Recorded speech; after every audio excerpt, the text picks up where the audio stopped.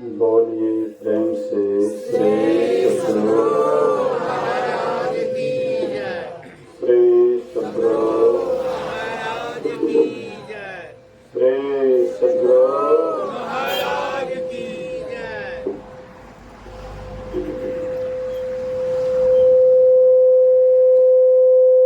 अखंड मंडलाकारं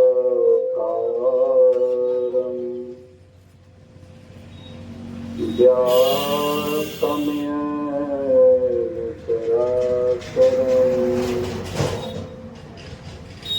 तत्पदं दर्शितं येन तस्मै श्रीगुरवे नमः। धन्य धन्य सतगुरु सुखद महिमा कहे न जाए। जो कछु कहो तुम्हारी कृपा मोटे कछो न बसाए। सर्वत्र सर्वदा वर्तमान सद्गुरु महाराज जी के पावन चरणों में कोटि कोटि नमन। उपस्थित गुरुजन, धर्म प्रेमी सत्संगी बंधुओं, पूजनीय माताओं तथा भक्तिमती बहनों, त्रिदिवसीय संतमत सत्संग का आयोजन परम श्रद्धेय चिचय बाबू, जो आसार संसार को छोड़ करके परलोक सिधार गए हैं। हालांकि नाम सुनने में थोड़ा सा अल्टर हो जाता है, लेकिन सुनने में आया कर्म बहुत बढ़िया था। लोग ध्यान में बैठते हैं तो बराबर हिल-डुल करते रहते हैं, हाथ पैर खुजलाते रहते हैं। थोड़ा सा मक्खी बैठ गया, मच्छर बैठ गया तो उसको उड़ाते हैं। लेकिन हमारे अभिभावक कह रहे थे उनके शरीर पर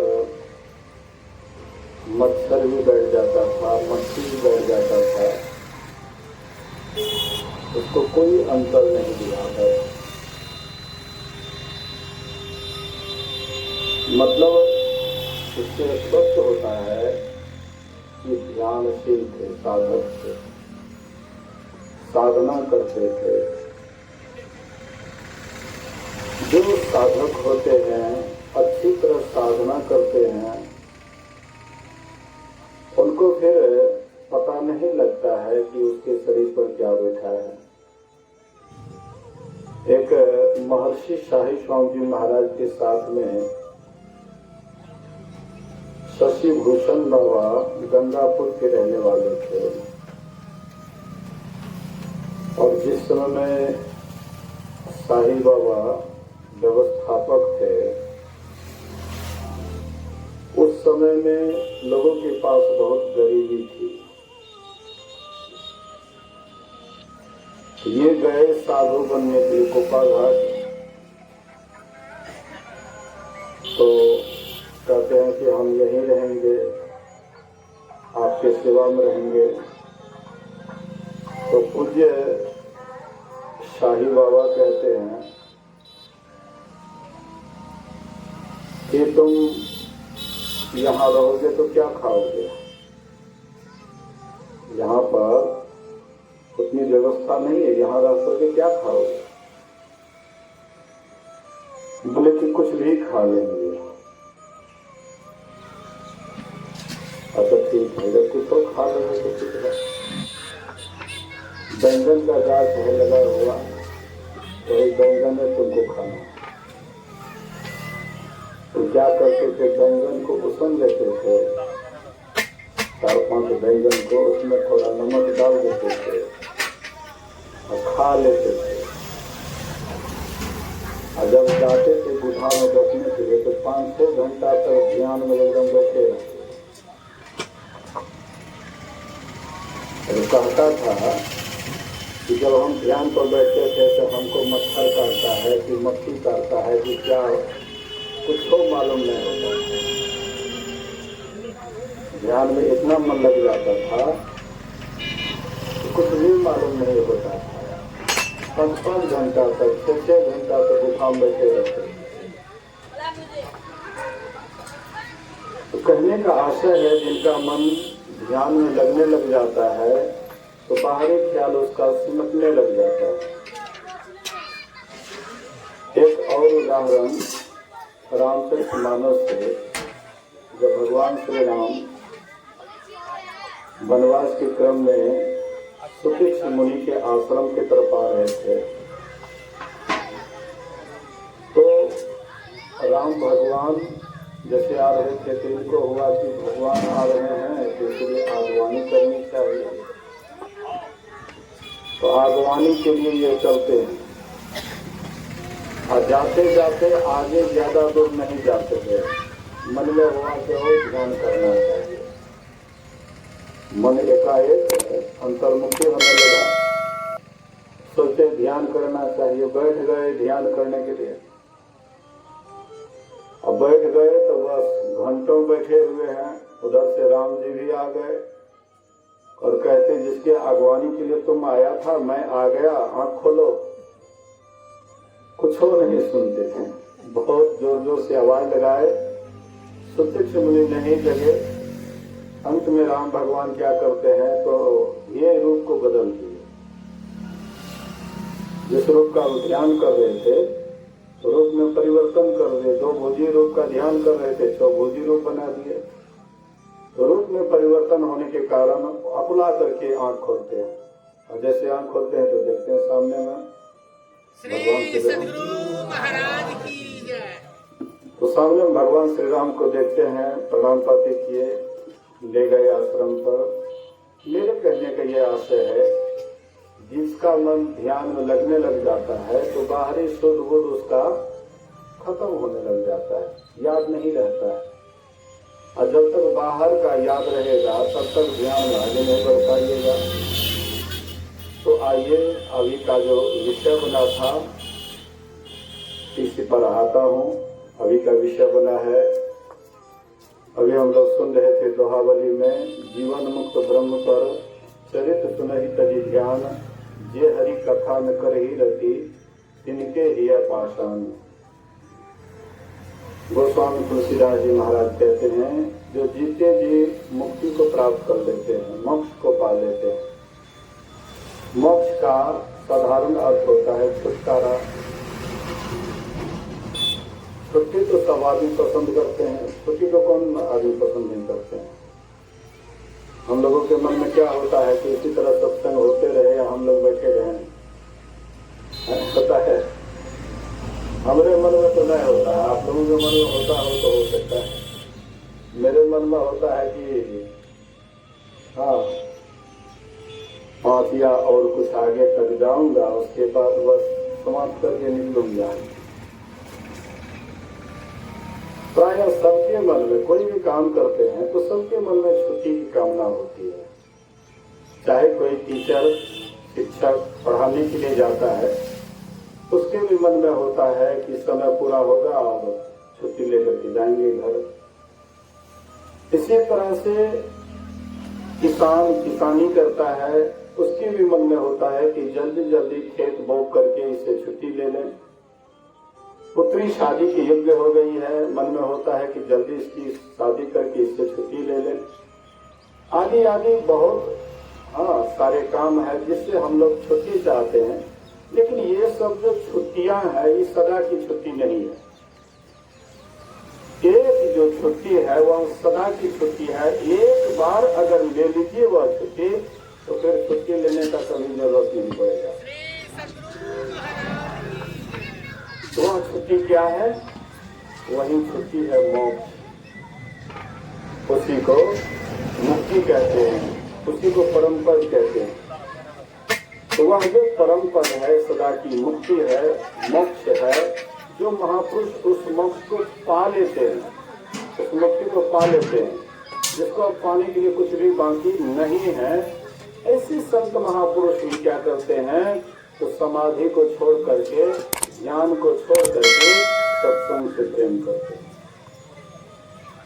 सत्संग से प्रेम करते हैं। अब गोस्वामी जी कहते हैं जो सत्संग से प्रेम नहीं करते हैं उनका हृदय कैसा है? पत्थर है। गुरु महाराज जी का जब उम्र पूरा जर्जर हो गया था, बहुत कमजोर हो गए थे, हाथ पर कांप रहे थे, तो गुरु महाराज जी तो लोगों ने कहा कि हुजूर आप बहुत कमजोर हो गए हैं, इसीलिए सत्संग में मत जाइए, छोड़ दीजिए। गुरु महाराज कहते कि नहीं सत्संग में नहीं जाएगा तो कौन जाएगा? नहीं सत्संग नहीं करेगा तो कौन करेगा? मतलब महापुरुष जो परमात्मा को पा लेते हैं, जिसको पाने के लिए कुछ बाकी नहीं रहता है, ऐसे संत महापुरुष भी ध्यान को छोड़ करके, समाधि को छोड़ करके सत्संग से प्रेम करते हैं। और जो सत्संग से प्रेम नहीं करते हैं उनका हृदय कहते हैं पत्थर के समान। अभी हम लोग सुन रहे थे, भगवान राम एक बार सभा किए। सभा तो जहाँ भी हुआ है, लेकिन ये सभा ममता में आकर के हुआ। नहीं, ममता में आकर के कि हमारे पिताजी शरीर छोड़े हैं, उसमें अपने कुटुंब को बुलाए हैं, हाँ, सत्संगी को बुलाए हैं, समाज को बुलाए हैं, और सबका आदर सत्कार कर रहे हैं। सत्संग भी हो रहा है और भोज भी हो रहा है। लेकिन ये जो मंगाए हैं, ये जो करवा रहे हैं, ममता में आकर के करवा रहे हैं। राम भगवान जो सभा किए थे ममता में आकर नहीं किए थे। राजा महाराजा थे, उनके पास में बहुत धन संपत्ति थी, लेकिन वे सभा किए तो ममत्व दशा में नहीं आकर के, ममता से बाहर होकर के। एक बार रघुनाथ बुलाए, गुरु द्विजपुर वासिने सब आए। बैठे गुरु अरु द्विज सज्जन, बोले बचन भगत भव भंजन। राम जी सबको बुलाए हैं और सबको बुला करके कहते हैं कि तुम लोग ऐसा मत सोचना कि मैं ममता में आकर के बुलाया हूँ। वही मेरा सेवक है जो मेरे अनुशासन को मानता है। मैं ये नहीं कहता हूँ कि जो बात मैं कहूँ उसी को तुम मान लेना, लेकिन वही मेरा प्रिय है, वही मेरा सेवक है जो मेरे अनुशासन को मानता है। बड़े भाग मनुष्य तन पावा, सुर दुर्लभ सद ग्रंथ ही गावा। कहते बड़े भाग्य से मनुष्य का शरीर मिला है। ये जो शरीर हम लोगों को मिला है बड़ा भाग्य से मिला है। इस शरीर के लिए देवी देवता भी तरसते हैं, वे भी चाहते हैं कि हमको मनुष्य का शरीर मिले, लेकिन देवी देवता को मनुष्य का शरीर नहीं मिलता है। क्यों नहीं मिलता है? देवी देवता को मनुष्य शरीर दुर्लभ है और हम आपको सुलभ हो गया। क्यों? इसीलिए कि देवी देवता ऊंच निवास, नीच करतूती, देखी न सकई पराई विभूति। देवताओं का निवास जो है सबसे ऊंचा है, लेकिन करनी बहुत नीचा है। गांव घर में ही देखिए, जो विशेष धनी हैं प्रायः उनके बाल बच्चे आचार विचार से गिरा हुआ होता है। बहुत कम है कि धनी रहते हुए भी आचार विचार ठीक रहता है, नहीं तो ज्यादातर लोगों का जो है विचार गिरा ही रहता है। इसलिए तो देवताओं के पास में सारी व्यवस्था रहती है, जितनी भी भोग की सामग्री होनी चाहिए उनके पास में सारी व्यवस्था रहती है, इसलिए वे अपने को संभाल नहीं पाते हैं। गोस्वामी तुलसीदास जी महाराज कहते हैं, इंद्रिय द्वार झरोका नाना, कहता देव बैठ करी थाना, आवत देखत विषय बयारी, ये सठ लेत है पाट उघारी। कहते हैं देवताओं लोग कहाँ बैठते हैं? इंद्रियों की झरोखा पर देखते रहते हैं कि किधर से विषय का हवा चल रहा है, उधर अपना मुख कर देते हैं। तो देवी देवता विषय भोगी होते हैं, इसलिए उनसे योग नहीं हो पाता है। देव शरीर से योग नहीं होता है, मनुष्य शरीर से ही योग होता है। इसलिए मनुष्य शरीर के लिए देवी देवता लालायित तरसते रहते हैं। महर्षि शाही स्वामी जी महाराज कहते हैं, तरसते हैं जिसके लिए देवता, इसकी महिमा है कैसी तुम्ही अब बता। आए ऐसा मोलक रतन खो दिया, सोच रे मन से का भला क्या किया। प्रभु ने मानुष जन्म तुमको कैसा दिया, सोच रे मन से का भला क्या किया। जिस शरीर के लिए देवी देवता तरसते हैं, लेकिन परमात्मा उसको नहीं देता है। बोलिए श्री सद्गुरु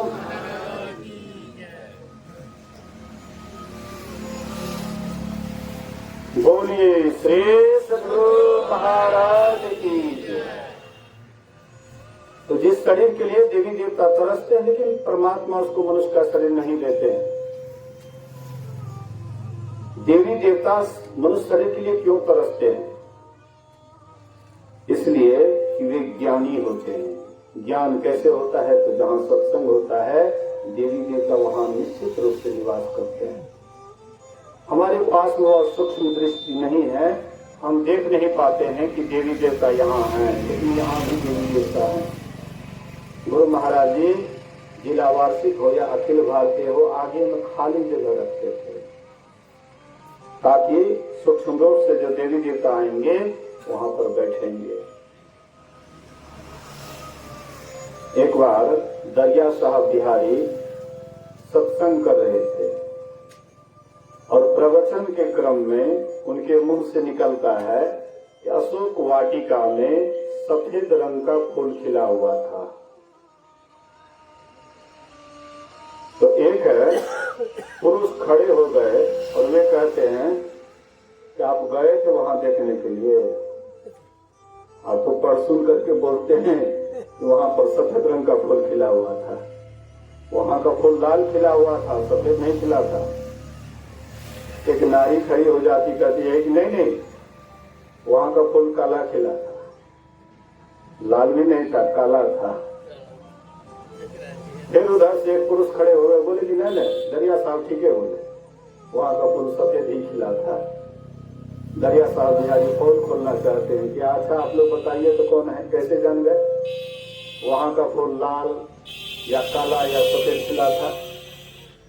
तो जो पहले पुरुष खड़े हुए वे बोले कि हम हनुमान जी हैं, हम वहां गए थे, अशोक वाटिका गए हुए थे। फूल एक ही है, किसी को लाल, किसी को काला, किसी को सफेद। कारण क्या है? तो हनुमान जी जब वहां गए तो गुस्सा में आकर के आंख लाल पियर हो गया, और जो भी उनको दिखाई पड़ रहा था फूल सब लाल ही लाल दिखाई पड़ रहा था गुस्सा में आकर। कहते वहां का फूल लाल खिला था। फिर दरिया साहब कहते हैं, महिला से पूछती है कि आप कौन है, कैसे समझ गए वहां का फूल काला खिला था? तो सीता जी वो बोले कि हम सीता जी हैं, हम वहां पर कई महीना रहे, लेकिन जो भी फूल दिखाई पड़ा सब काला ही काला। क्यों काला दिखाई पड़ा? क्योंकि सीता जी जब से भगवान श्री राम से अलग हुई, उनके आंख से अश्रु की धारा कभी बंद नहीं होता था। दिन रात आंख से अश्रु की धारा बहते रहता था। पति बिना सुना है संसार, पति ही गत है, पति ही व्रत है, पति बिनु विपत्ति हजार, और पति बिना सुना है संसार। पति के बिना संसार उसको सुना लग रहा था।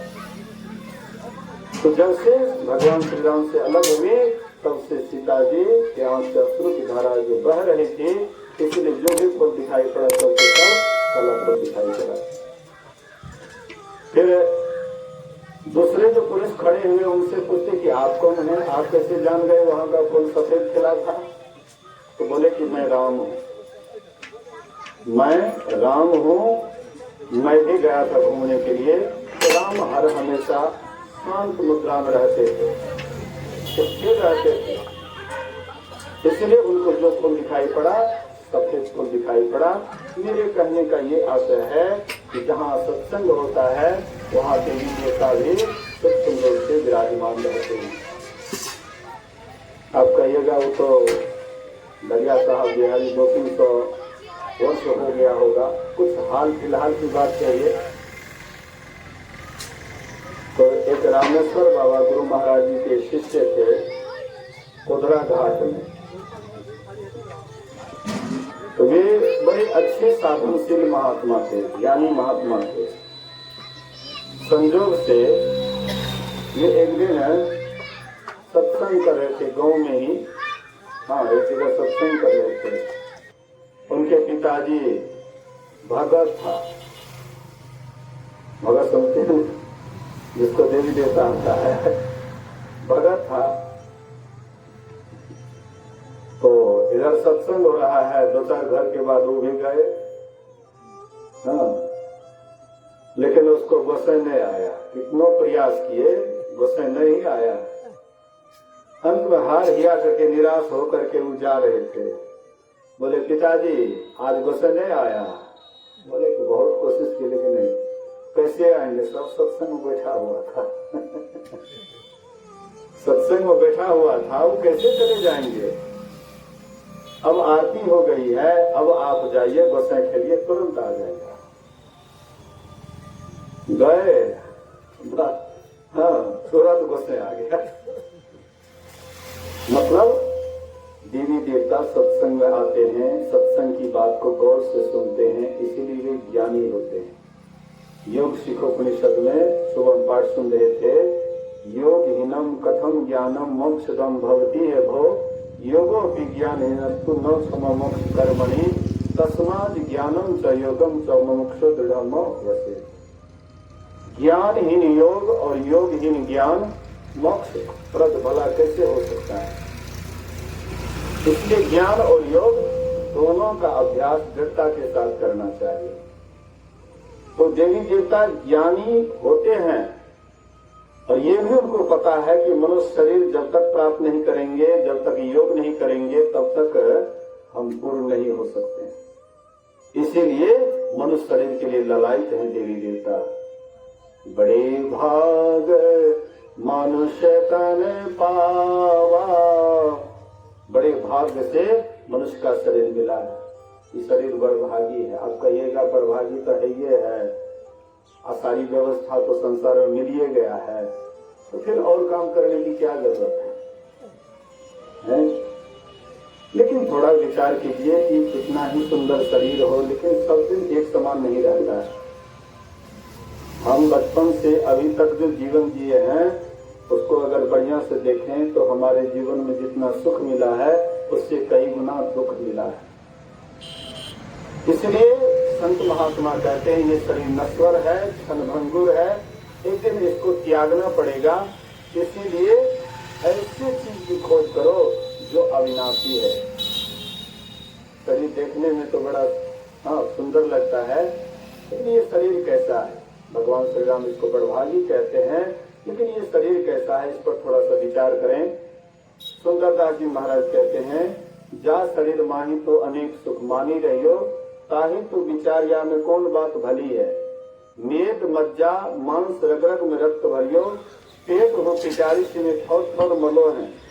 मुख हारन के नैन नाक, हाथ पांव सो सब हारन की नली है। सुंदर याही देखी जनी कोई कोई, भीतर भगार भरी ऊपर से कली है। कहते ये शरीर जो तुम देखते हो इतना सुंदर शरीर, लेकिन ये शरीर के अंदर में क्या क्या है। जा शरीर मानी तोने सुख माने रहे हो, साहित्य विचारिया में कौन बात भली है। सुंदरदास जी महाराज अगले जन्म में, उससे पूर्व जन्म में ये जग्गा जी थे और दादू दयाल जी महाराज के शिष्य थे। तो जग्गा जी एक दिन गए सुख मांगने के लिए। पहले के साधु महात्मा सुख मांग करके लाते थे, कपड़ा बीनते थे और वही पहनते थे। ये गए सुख मांगने के लिए। सुख माई के यहाँ टेप लगाते हैं, दो माई सुख, दो माई सुख। उधर से वह माई आई और कुछ अधिक सुख झोले में डाल दी। बाबा कहते हैं कि दो माई सुख, दो माई सुख। उधर से वह माई आई, अधिक सुख डालते हुए कहते लो बाबा सुख। बाबा के मुंह से निकल गया लो माई पुत, लो माई पुत। और बाबा के मुंह से निकल गया निशान हो ही देव शिवानी। माई बड़ा खुश हुई और फिर वो अंदर गई और सुख ला करके झोला को पूरा भर दी। बाबा तो पूरा खुश है। एक के दरबार में कितना दरबार मानते थे तब इतना नहीं होता था, ये के दरबार में इतना हो गया। बड़े खुश होकर के गए गुरु महाराज के पास। दादू दयाल जी महाराज कहते हैं बेटा बड़ा खुश नजर आ रहे हैं, क्या बात है। बोले गुरु महाराज कितना घर मांगते थे तो इतना सुख नहीं होता था, लेकिन आज एक ही घर में झोला भर गया। बोले कि बेटा कोई रहस्य होगा। हाँ कोई रहस्य होगा, क्या तुमने कुछ कहा भी। बोले कि हाँ मैंने कहा दो माई सुख, दो माई सुख। वह माई आई या कुछ अधिक सुख झोले में डाल दी तो मेरे मुंह से निकल गया कि लो माई पुत। जैसे बोले लो बाबा सुख तो मेरे मुंह से निकल गया लो माई पुत। बोले तुमसे गलती हो गया, बहुत बड़ा गलती हो गया। एक जन्म नहीं 7 जन्म तक वह माई को पुत का मुंह नहीं देखती, लेकिन अब तुम्हारे मुंह से निकल गया और दूसरा उपाय भी नहीं, अब तुम ही को जाना पड़ेगा उनके गर्भ में, अब तुम ही को जाना पड़ेगा और कोई उपाय नहीं है। बोले गुरु महाराज जी अब तो मुंह से निकल गया, लेकिन आप हमें वचन दीजिए कि दूसरे जन्म में भी आप ही मेरे गुरुदेव बनेंगे। बोले कि कोई बात नहीं बेटा, मैं ही तुम्हारा गुरु बनूंगा। स्वीकार कर लिए। उसके बाद कुछ दिनों के बाद शरीर छोड़ते हैं। उसके बाद वह माई के गर्भ में जाता है। 9-10 महीना के बाद वह माई जन्म देती है सुंदर पुत्र को, और नामांकन के लिए दादू दयाल जी महाराज को बुलाए। कहते गुरुदेव इसका नाम रख दीजिए। दादू दयाल जी महाराज गोद में लेकर के देखते हैं, आहा बालक बड़ा सुंदर है, बालक बड़ा सुंदर है, इसलिए आज ही से इसका नाम सुंदरदास रहेगा। महर्षि शाही स्वामी जी महाराज कहते थे कि हमारे इस भारत में 2 विद्वान महात्मा हुए, एक हिंदी के विद्वान, एक संस्कृत के विद्वान। तो हिंदी के विद्वान संत सुंदरदास जी महाराज और संस्कृत के विद्वान गोस्वामी तुलसीदास जी। तो यही सुंदरदास जी महाराज के वचन को अभी सुन रहे थे। जा शरीर माही तो अनेक सुख मानी रही हो, ताही तू विचारिया में कौन बात भली है। मेद मज्जा मांस रग रग में रक्त भरियो, पेट हूँ पिटारी सी में थोर थोर मलो है। मुख हारन के नैन नाक, हाथ पांव सब हारन की नली है। सुंदर याही देखी जनी भूले कोई, भीतर भगार बड़ी ऊपर से कली है। ये शरीर ऊपर से देखने में बड़ा चिकन चुनमुन लगता है, लेकिन भीतर में कितना गंदगी है। शायद ऊपर से ये चमड़ा का प्लास्टर अगर नहीं होता तो फिर तो क्या करना है, कोई किसी के तरफ झांकते तक नहीं, देखते तक नहीं, देखते घिनघिना करके मुंह घुमा लेते, कहते अरे लेकिन परमात्मा भी सृष्टि को कैसे चलाना है और किस तरह से एक दूसरे के प्रति आकर्षण पैदा होगा, इसलिए चमड़ा का प्लास्टर कर दिए। वही चमड़िए पर एक दूसरे पर जो लोग आकर्षित होते हैं, हाँ यही चमड़े को देख करके देखते न, पढ़ते पढ़ते ही भाग जाते, पढ़ते पढ़ते लड़का लड़की किसको से भाग जाते हैं, किस पर, वही चमड़े के। परमात्मा सृष्टि बनाए हैं, लीला किए हैं, तो इतना जल्दी लीला खत्म हो जाएगा। इतना बढ़िया से एक दूसरे को उलझा दिए हैं कि तुम इसी में फंस करके बस घूमते रहो। जैसे कोल्हू का बैल होता है और अंदर ही अंदर घूमते रहता है, हाँ 100 कोस 50 कोस अंदर ही अंदर घूमते रहता है, उसका रास्ता कभी तय नहीं होता है। ऐसे ही 84 लाख योनि जो है ये भी उसी कोल्हू बैल के समान है और हम लोग ऐसे ही घूम रहे हैं। तो ये शरीर के ऊपर में ये चमड़ा का जो प्लास्टर कर दिया है, इसलिए एक दूसरे पर आकर्षण है, लेकिन भीतर भगाड़ भरी, भीतर में गंदगी भी गंदगी है। लेकिन पेशाब अगर बनता है तो यही शरीर में बनता है। आप कभी सुने हैं कि कोई प्रधानमंत्री या मुख्यमंत्री कोई ऐसा फैक्ट्री बनाए जिसमें लेट्रिन पेशाब ही बनता हो, लेकिन यही एक शरीर है जिसमें लेट्रिन पेशाब बनता हो। और शरीर से ये शरीर गया गुजरा है, भीतर से गंदगी ही गंदगी भरा हुआ है। एक गुरु जी अपने शिष्य से बोले कि बेटा जाओ बाजार और बाजार से खराब वस्तु खरीद करके लाओ। तो गए शिष्य बाजार और एक दुकानदार भाई को 100 रुपया देते हैं, कहते हैं हमको खराब वस्तु दो। दुकानदार भाई कहते हैं भागो यहाँ से, मेरे पास खराब वस्तु नहीं है, जाओ आगे देखो। दूसरे दुकानदार के पास गए, उनको भी रुपया देते हैं, कहते हैं हमको खराब वस्तु दो। कहते कैसा मूर्ख है, मेरे पास जो भी सामान है बढ़िया सामान है, खराब नहीं है, चल निकल गया। अंत में बेचारे निराश होकर के लौट रहे थे, उधर से कोई सज्जन आ रहे थे, अब कुछ देखते हुए नाक सिकड़ते हुए कहते छी बड़ा खराब वस्तु है। लगा कि हमको तो गुरु महाराज बोले थे खराब वस्तु लाने के लिए, शायद वह खराब वस्तु हमको मिल गया। उनके पास गमछी था, गमछी लेकर के बिछाते हैं, जैसे उनको उठाना चाहते हैं वैसे वह खराब वस्तु से आवाज होती है, अरे मूर्ख तुम मुझे खराब वस्तु समझ रहे हो।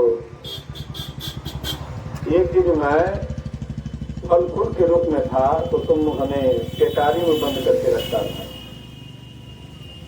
एक दिन मैं रसगुल्ला पेड़ा के रूप में था तो तुम हमें शीशा में बंद करके रखता था। एक दिन मैं अन्न के रूप में था तो तुम मुझे कोठी ड्राम में बंद करके रखता था, बड़ा प्रेम से अंदर बाहर करता था। अफसोस खराब मैं नहीं, खराब तुम हो, तुम्हारा साथ किए, और तुम्हारे साथ के ही कारण आज मैं यहाँ खराब बंद करके बैठा हूँ। खराब मैं नहीं, खराब तुम हो। तुम श्री सद्गुरु महाराज की जय। मतलब हमारे संपर्क में जो भी आता है, कितना बढ़िया से बढ़िया भोजन बना है, और जैसे इसमें डालते हैं उसके बाद निकलता है तो लोग उसके तरफ देखना तक नहीं चाहते हैं। ये शरीर इसीलिए इसको गया गुजरा कहा है। लेकिन ये शरीर केवल गया गुजरा ही है ऐसा मत सोचिए। हजूर साहब कहते हैं यह मानव तन अनमोल, देखो अंतर का पट खोल। यह मानव तन अनमोल, देखो अंतर का पट खोल। लेकर ज्ञान तराजू तोल रे, अभागा मन मारे, अभागा मन मार। कहते ये मानव शरीर क्या है? अनमोल है, अनमोल। देखो अंतर का पट तोल, लेकर ज्ञान तराजू तोल रे, अभागा मन मार। ये मानव तन है हीरा, मूर्ख समझे इसको खीरा। हमरा देख देख आवे पीरा रे, अभागा मन मारे, अभागा मन मान। कहते ये मनुष्य शरीर क्या है? हीरा है, हीरा है, और मूर्ख समझे इसको खीरा। हीरा बड़ा कीमती वस्तु होता है, बड़ा अनमोल वस्तु होता है। महर्षि शाही स्वामी जी महाराज एक कहानी कहते थे। एक गरीबी भाई बराबर भेड़ बकरी चराने के लिए जंगल जाया करता था।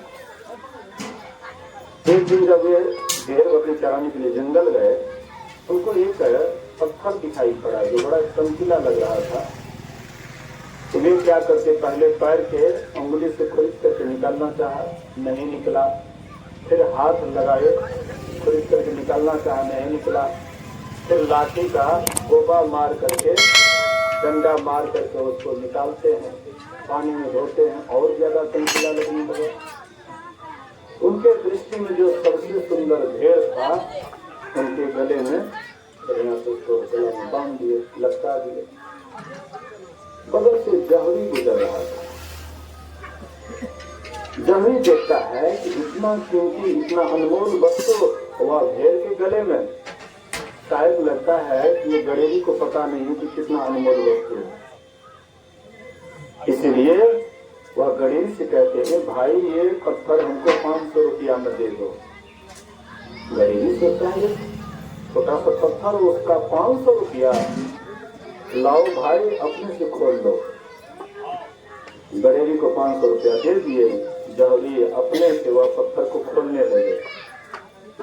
और जैसे पत्थर खुल तो जाता है, लेकिन नीचे लुढ़क जाता है और छोटे छोटे कण में विभक्त हो जाता है। छोटे छोटे हजारों कण में विभक्त हो जाता है और उससे आवाज होती है, ए मूर्ख जहरी।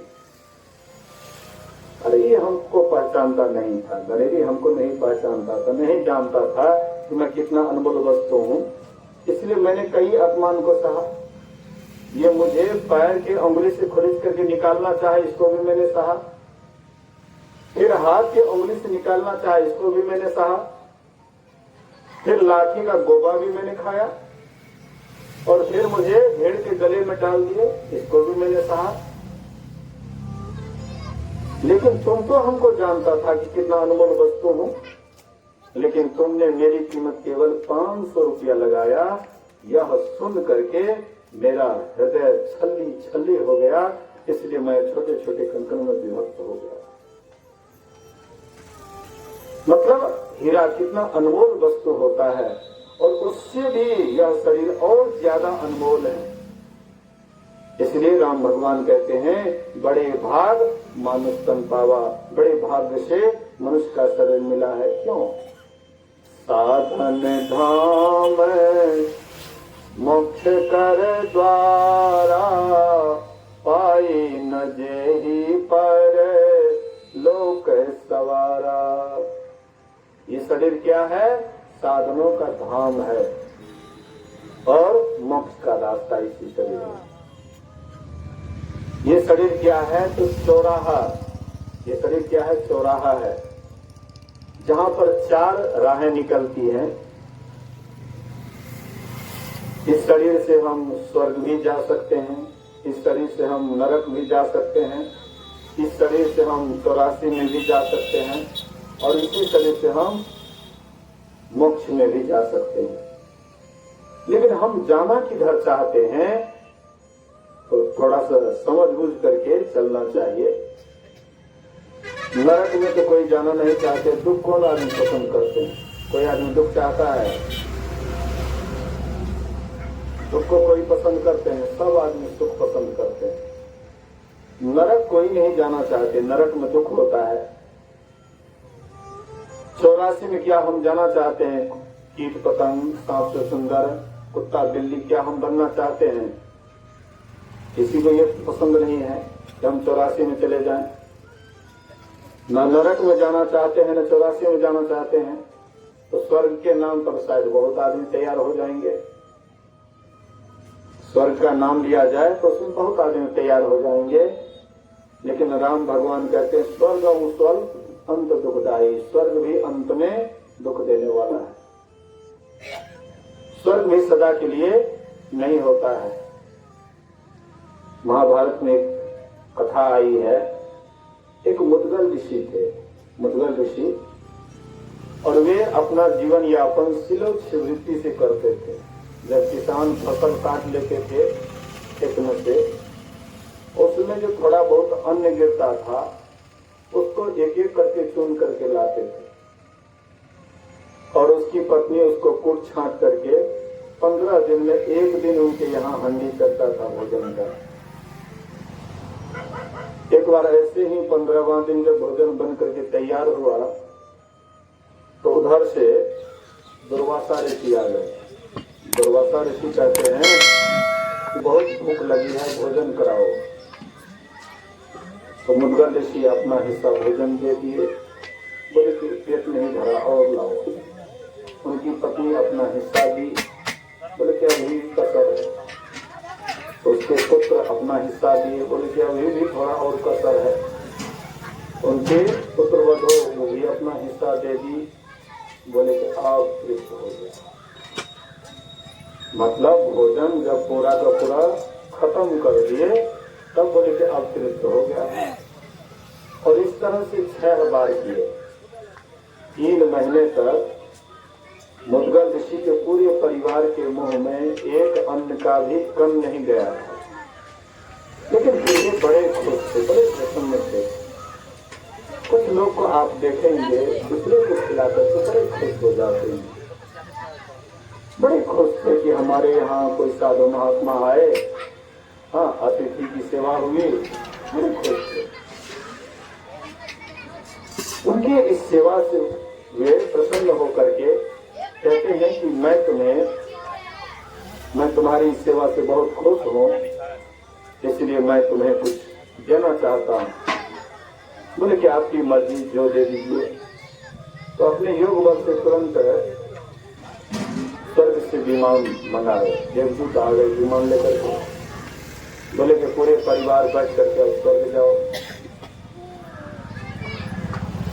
मुद्गल ऋषि सोचते हैं कि कहीं जाने से पहले वह जगह के संबंध में ठीक ठाक जानबूझ लेना चाहिए, उसके बाद जाना चाहिए। देवदूत से पूछते हैं कि तुम्हारे स्वर्ग में क्या क्या लाभ है, क्या क्या हानि है। बोले कि लाभ के संबंध में तो मत पूछिए, जो कुछ होगी खाने की इच्छा वह आपके लिए ताजा तुरंत तैयार। घूमने की इच्छा होगी, बिना डीजल पेट्रोल का आपको विमान मिलेगा, उस पर आराम से आप घूम सकते हैं। पहनने के लिए सुंदर सुंदर कपड़े मिलेंगे, शरीर से दुर्गंध नहीं मिले आएगी, शरीर पसीना से लथपथ नहीं होगा, आदि आदि बहुत लाभ के संबंध में बोले कि हानि भी है। बोले कि हाँ हानि भी है। जैसे यहाँ पर काम क्रोध आदि विकार सताते रहता है, वहाँ पर और ज्यादा हो जाता है, क्योंकि सुविधा ज्यादा है।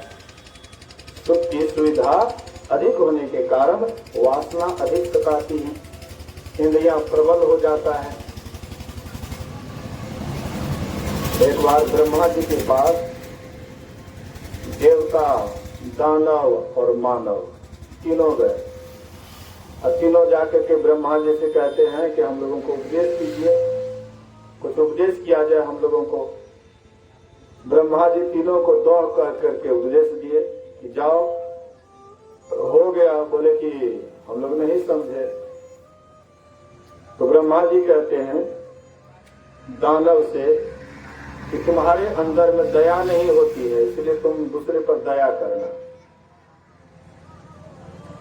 उसके बाद मनुष्य से कहते हैं कि तुम दान करना, क्योंकि तुम उपजाते हो, तुम अन्न उपजाते हो, इसलिए दान करना। और देवता से कहते हैं कि तुम्हारी इंद्रियां विषय की तरफ ज्यादा दौड़ती, इसलिए दमन करना। यहां से भी स्पष्ट होता है उनके पास में बहुत सुविधा होने के कारण इंद्रियों का दमन करना बड़ा कठिन होता है, इसलिए देवी देवता इंद्रियों को संभाल नहीं पाते हैं, इसलिए उसको दमन करने के लिए उपदेश दिया गया। तो कहते हैं कि यहाँ पर जैसे विकार सताता है वहां पर भी वही विकार सताता है, जहाँ पर यहाँ पर जैसे ईर्ष्या द्वेष लोग करते हैं वहां पर भी वही ईर्ष्या द्वेष चलता है। मुद्रा ऋषि कहते हैं कि गुरुदेव हमको कहाँ भेज रहे हैं, जहाँ जाने के बाद दुख सुख लगा ही रहेगा, ऐसे जगह में हमको कहाँ भेज रहे हैं। हमको ऐसी जगह भेजिए जहाँ पर केवल सुख ही सुख हो, दुख का नामो निशान नहीं हो, जहाँ पर केवल लाभ ही लाभ हो, हानि का नामो निशान नहीं हो, जहाँ पर कल्याण ही कल्याण हो और कल्याण का नामो निशान नहीं हो। दुर्वासा ऋषि कहते सब अंदर में ही जाना पड़ेगा, भीतर का ही यात्रा करना पड़ेगा, तब ध्यान करना पड़ेगा।